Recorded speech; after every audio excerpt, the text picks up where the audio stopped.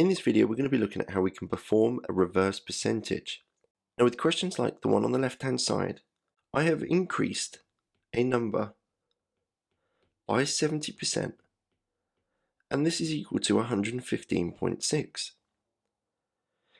In order to increase a number by 70%, it's the same as multiplying by 1.7.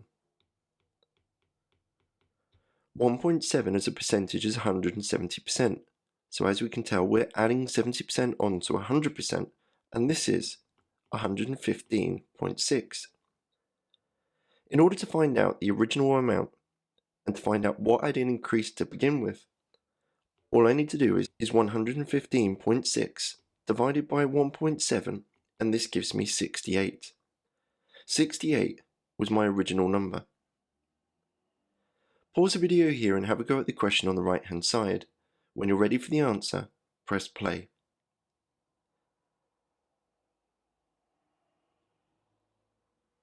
So with the question on the right hand side, I have decreased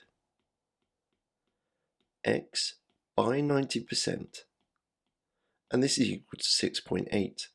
In order to decrease a number by 90%, it would be the same as multiplying by 0.1. 100% take away 90% is 10%, and 10% as a decimal is 0.1. And we know that this is equal to 6.8. Rearranging this gives me x is equal to 6.8 divided by 0.1, which is equal to 68.